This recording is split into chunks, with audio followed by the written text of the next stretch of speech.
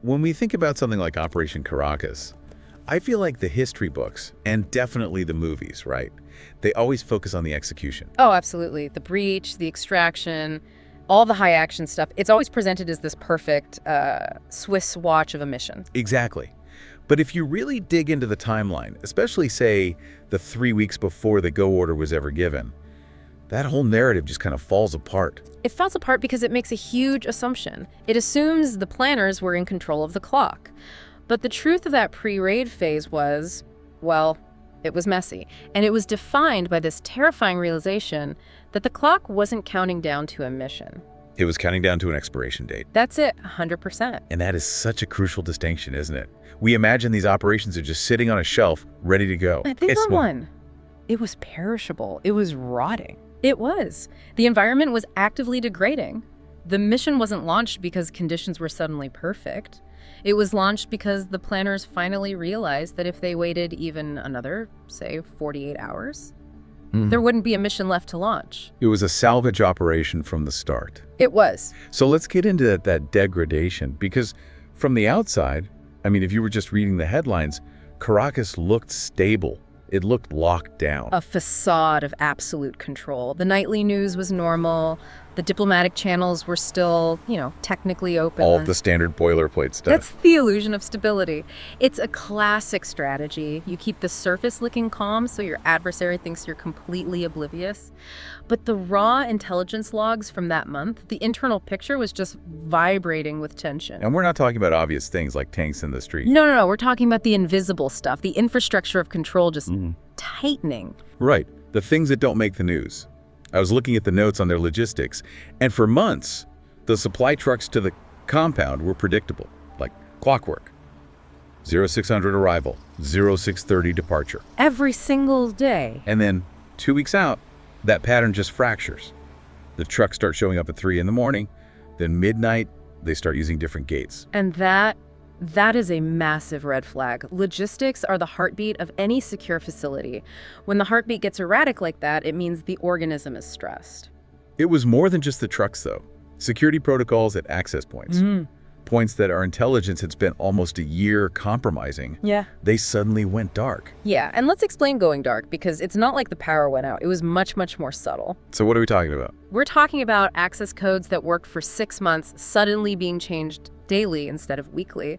We're talking about specific hallways inside the building that were usually open for, say, cleaning crews, suddenly being reclassified as sterile zones. Meaning no one gets in without a direct escort, period. Exactly. Now, on the surface, that just looks like a routine security upgrade. But if you're an intelligence planner, that's catastrophic. Your whole plan might be built on the assumption that a certain hallway is empty at 2 a.m. And now it isn't. Your plan just evaporates. Poof. Gone. And the terrifying thing is, there was no memo, no announcement. It was just this quiet closing of doors, which implies they knew, or at least they suspected, that the old way was compromised. That's the key, isn't it? The quiet changes are always the most dangerous. Almost always. If they doubled the guards out front with big rifles, that's just theater. That's a show of force. But silently changing the digital key rotation, that's operational security. That means you think there's a leak and you're hunting for it. Which brings us to the intelligence picture itself. We really do have this Hollywood idea that you've got a perfect satellite feed and a bug in the room. You have the smoking gun. Which is almost never, ever the case. In this specific period, the planners weren't dealing with a flood of good data. They were dealing with a drought. The intelligence was fragmenting. It was. And this is where that concept of negative intelligence becomes so important. The idea that what you don't see is actually more important than what you do. Right, the absences. The analysts started tracking absences. So for weeks, there had been this steady, low-level chatter. Administrative comms, cell phone pings, just the routine digital noise of a facility. The pattern of life. The pattern of life. And then it just dropped off a cliff. The noise floor completely bottomed out. It went silent. Totally silent. Now, a novice analyst might see that and think, oh, great, things have calmed down. A veteran analyst sees that and breaks out in a cold sweat. Why? What does that silence mean? Because in the modern world, true silence is artificial. It has to be imposed. Systems are always pinging. People are always communicating. If it all stops, it means someone has ordered strict emission control. MCON. They're trying not to be heard. They're anticipating an intercept. Exactly. It's like you're playing poker and the other guy suddenly stops looking at his cards and just stares right at you. He knows you're trying to get a read. That absence of a signal was the loudest alarm bell they had. So, okay, you're a planner in that room. You've got erratic trucks, radios that have gone silent, keypads that don't work. The safe play, the logical play, has to be to pull back, right? To wait. That's the intuitive response, yes, let's wait for clarity. But in an environment like Caracas, waiting is not a neutral act. This is the risk accumulation idea. It's not just an idea, it's a brutal reality of these kinds of ops. Every single hour that you wait, your exposure increases exponentially. Your local sources get nervous, a safe house gets noticed, a digital backdoor gets patched. It's like holding an ice cube in your hand. You can't just hold it. That's a perfect analogy. It's melting the whole time. The intel was decaying. The planners knew that the information they had on Monday was less true on Tuesday and probably useless by Friday. So arguing to wait for better intel was actually an argument to let your current intel die on the vine. But that sounds incredibly reckless.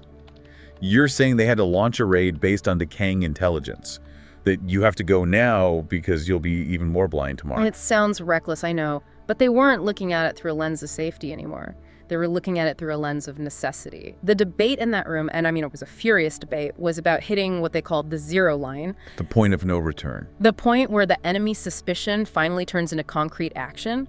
Once they start moving the target to a bunker or scrubbing servers, once they start hardening those defenses for real, you've crossed the zero line. Vulnerabilities are temporary. Once vulnerabilities disappear, you don't get them back. I remember reading that in the analysis. It's a haunting phrase. It is, because it implies that a flaw in their security is a gift. And that gift has an expiration date. Yeah. Maybe a radar guy is lazy on Tuesday nights. That's your window. But if you wait a week, maybe he got reprimanded. Now he's the most alert guy on the team. Window closed. So the question in the room wasn't, is this safe anymore? Yeah. It was, is this even still possible? Exactly. And that shift in thinking is what leads them to the corridor. I found this part fascinating. The psychological state of the people making the call. We think of them with a huge map, choosing between option A, B, or C. But the corridor analogy means they didn't have a map anymore. A map implies you can go left or right or find another way around. A corridor has walls. That corridor has walls. You can go forward or you can go back. And by the time they hit that final 72-hour mark, all the other strategic options had just been stripped away. They were boxed in. So the clean options were gone. Gone. Diplomacy had failed.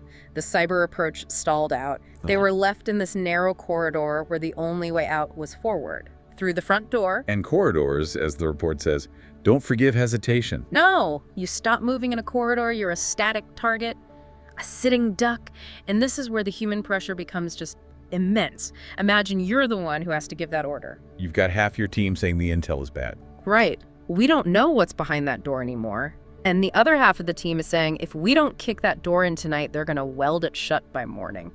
It's a nightmare.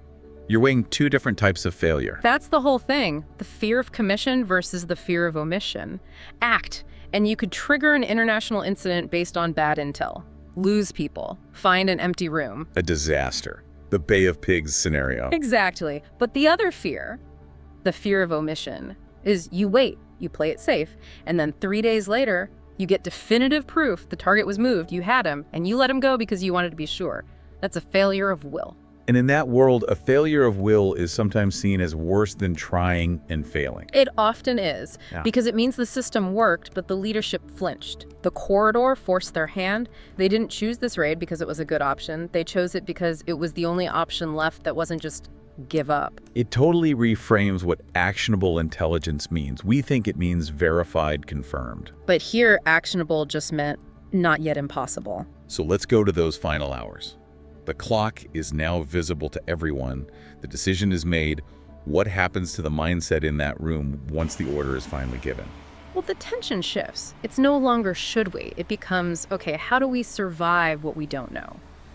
There was this acceptance that the plan, as written, was going to break the second they made contact. They couldn't script it anymore. You can't. If you're launching into an absence of data, you have to plan for flexibility, not precision. You trade finesse for resilience. You have to accept it's going to be loud and it's going to be messy. Which explains the size of the force they sent. People were shocked. It wasn't a scalpel, it was a hammer. It was a hammer because they couldn't see exactly where the nail was anymore. The heavy footprint was a direct response to the intelligence degrading.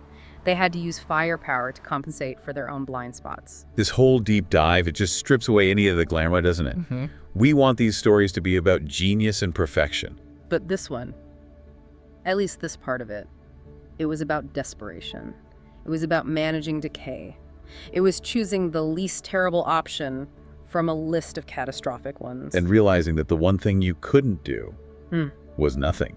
That doing nothing was actually the most dangerous choice on the table. That's the lesson here. In these environments, stasis is death. The world doesn't just pause while you try to make up your mind. That corridor just keeps getting narrower. So for everyone listening, just think about that for a second. That last time you had a tough call to make and you wanted just one more piece of information. You have to ask yourself, is the picture really getting clearer by waiting? Or is the opportunity just getting stale? It's a terrifying question. And next time, we're going to walk straight into that corridor. We've talked about the bad options they had. Next episode, we're going to lay the specific operational plans on the table. We're going to look at the 3 plans they rejected and why the one they ultimately picked, as unbelievably dangerous as it was the only one that had any real mathematical chance of success. It's going to be a heavy one. We'll see you then for the next part of our deep dive into Operation Caracas. Looking forward to it.